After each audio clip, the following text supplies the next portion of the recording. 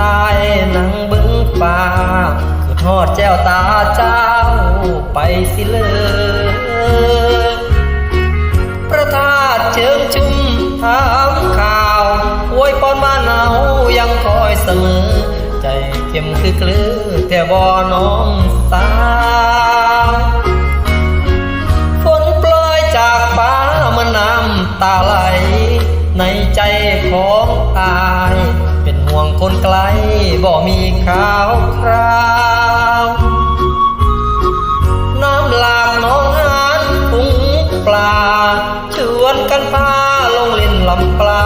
ดังใจผู้สาวที่ไปหวังอายบ่แม่นพาด